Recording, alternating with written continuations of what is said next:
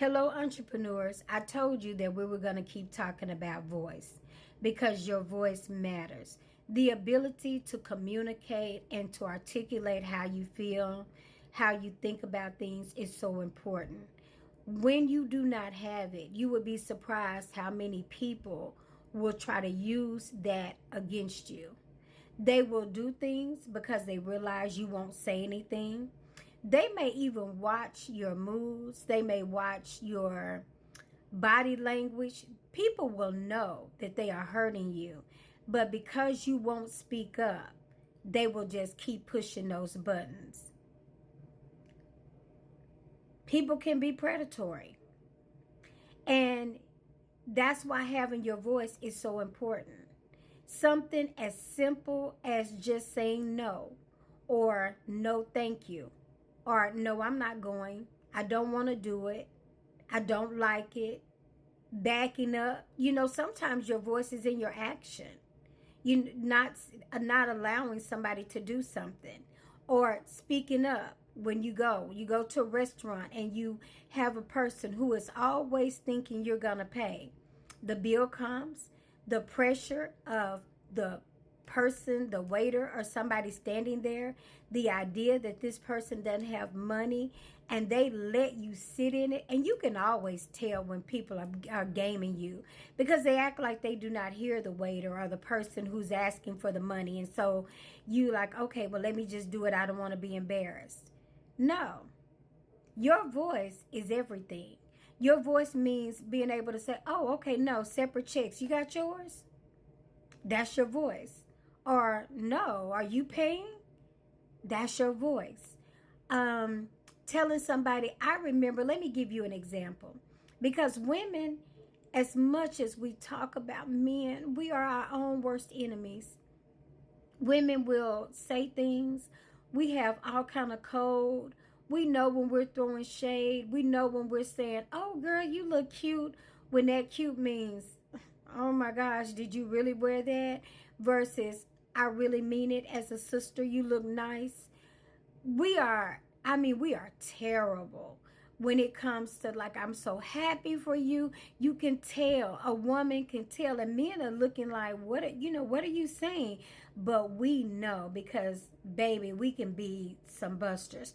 So when it comes to women, and it comes, in our voice, often we will make fun of and silence and manipulate the voice of another sister just because we can. We'll make it, oh my gosh, she's so dramatic, or no, or that's not what I meant. We play so many games. We gaslight. So it's no wonder that we take gaslighting from men. We manipulate, and then we wonder why we take it from men, because we do it to one another. We are always using our voice to intimidate and tear down rather than to build and increase. It starts within us, and then it spreads abroad. Just like I was telling a friend, why is it that as a woman, if she is supportive of her husband or anything, the first thing we do is, talk about that sister, or she better not need me, or make her feel bad.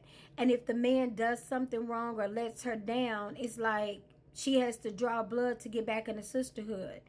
When every sister is really looking for that kind of relationship, why do we make each other feel bad about that? But we do. Once again, your voice. Your voice is also what you stand for, the things that are important to you. And sometimes you have to be able to stand alone.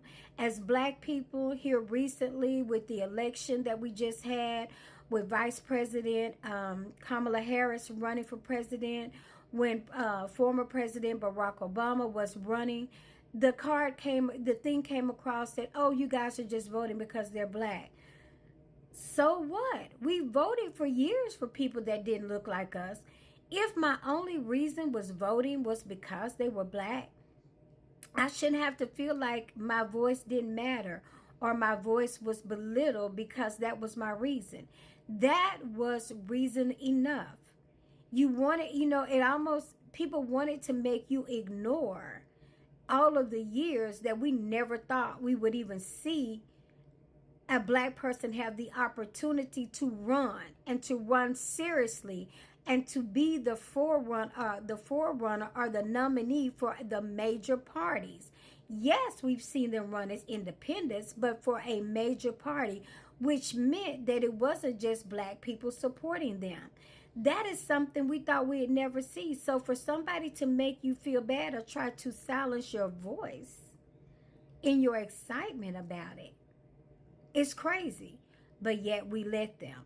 Sometimes your voice is just about how you show up, how you express yourself.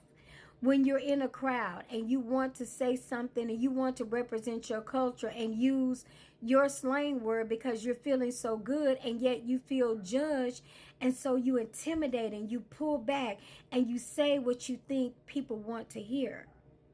But yet, in doing so, you've killed, silenced, and made a part of you feel less than to make others feel accomplished or privileged or to look like them.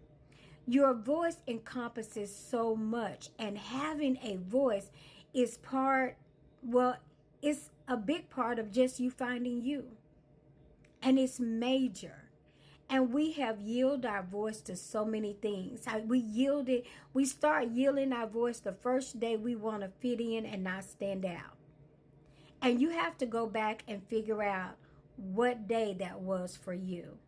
Whatever day was the first day that you felt like, oh my gosh, that you felt intimidated, that you felt belittled, that you felt not enough, that you felt insignificant. The first day that you yield your voice was the first day of the beginning of losing who you were. Because even if your parents didn't intentionally give you a voice like mine did, you had one until somebody said you didn't have one. You got to go back and find wherever that moment was and pull it up by the root. I mean, literally destroy everything around it, everything that came with it, every judgment, everything. Whenever you feel like your voice is not worthy or it's not important, I want you to look at the people who make you feel like it's not important. Examine their lifestyle. See how they are. Are they happy? Are they trying to make, because misery loves company.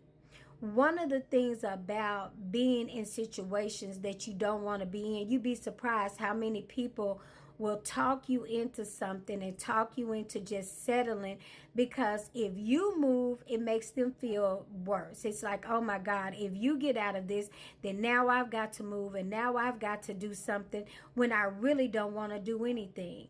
People work hard to take your voice. That's why you know it's so important. That's why you know it's crucial. And that's why we're having this talk about finding your voice. Your voice is important. Your voice is your victory. Your voice is bringing back and making you and rebuilding you and reshaping you into the person you are destined to be. You cannot do it without your voice.